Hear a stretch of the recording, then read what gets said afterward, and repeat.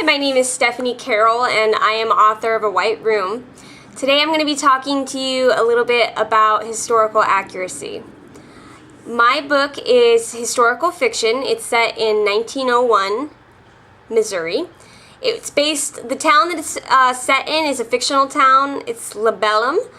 But originally the book was based in a real town called Hannibal, Missouri. And I decided to change the name because the stuff that I describe happening in this town didn't really happen in Hannibal, and I think that some of it is controversial enough that it would piss people off. But other than that, I wanted to talk to you today a little bit about historical accuracy because it's a big deal in historical fiction. Some people can get really, really hung up about historical accuracy, and even to the point where they get angry and will write authors and tell them, oh, you don't know what you're talking about, you obviously didn't research anything, blah, blah, blah, blah. And it's really important to be historically accurate when you're writing historical fiction, because if you put something in there that's not historically accurate, it's going to sort of yank the reader out of the story. Because they're like, what? Wait a second. There wasn't a microwave oven in the 1900s. That's a big oversight. I don't think anybody would do that. Hopefully not. But that's just an example. But little things will pull readers out too. Like, I've had people tell me that the word morphed doesn't seem like it should be in there. What's really funny though is, and this is where historical fiction gets a little bit fuzzy, and this is something that a lot of readers don't understand, is that sometimes you have to be unhistorically accurate in order to make the reader think that you're being historically accurate. Now let me explain this a little bit more. Basically what I'm saying is that sometimes certain words or items or clothing or etiquette seems out of place for what people assume happened in the historical time period, even though it might not be out of place. I've had this happen with words, especially, a lot of words. And I always, when I'm not sure about a word, I'll look up the origin of the word.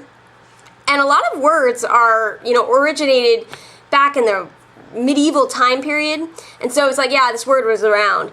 But readers, it doesn't matter if the word was really around or not. If a reader is pulled out of the story, if they're pulled out of that transportation that happens when you're reading historical fiction, it doesn't matter if it's accurate or not. It's going to piss them off. It's going to pull them out of the story. They're not going to go, oh, well, let's see if this is historically accurate. Oh, it is. Okay, I can be back in the story. No, they're pulled out of the story. So sometimes you have to actually be inaccurate in order to maintain the fictional dream.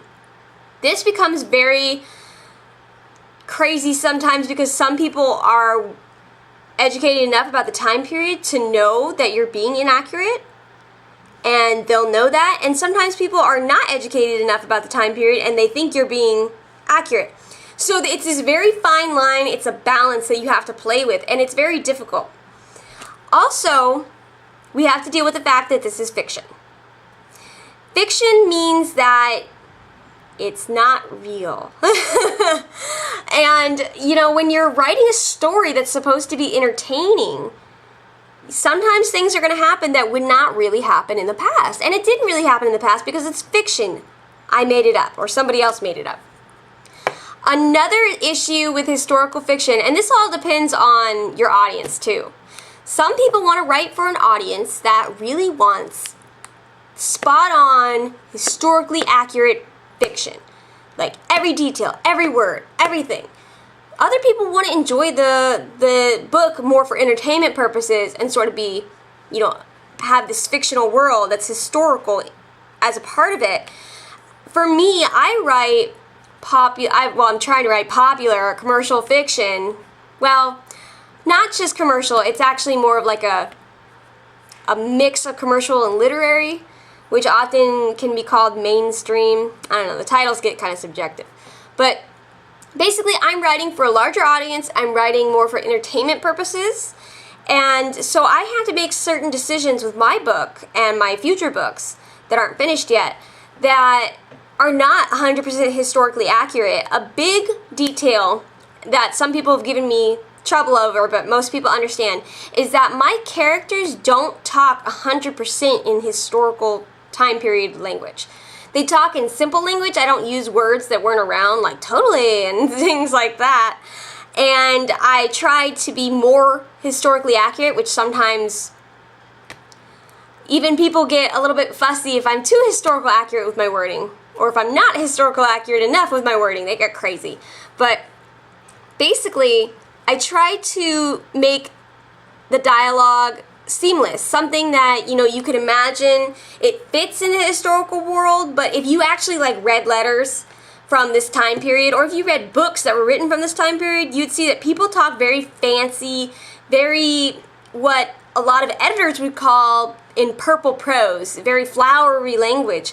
And although that was beautiful language, and I have a deep appreciation for that kind of language, and I wish I could write that kind of language, but people don't like to read that kind of language. I don't even like to read that kind of language, honestly. Sometimes just like, oh, Jane Austen, you're killing me. That kind of thing. Although Jane Austen is awesome, and I love Pride and Prejudice and Sense and Sensibility. But anyways, that's my little discussion of historical accuracy.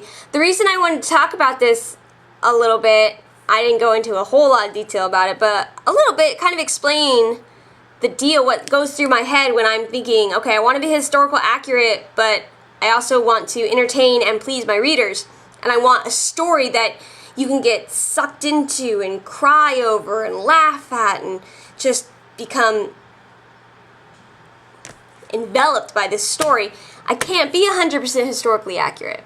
And I don't want you to yell at me via angry email when you read my book someday. So I thought I would go out there and explain it a little bit. Thank you for watching my vlog. I try to post new vlogs every weekend, Friday or Saturday. I get lazy sometimes. Bye.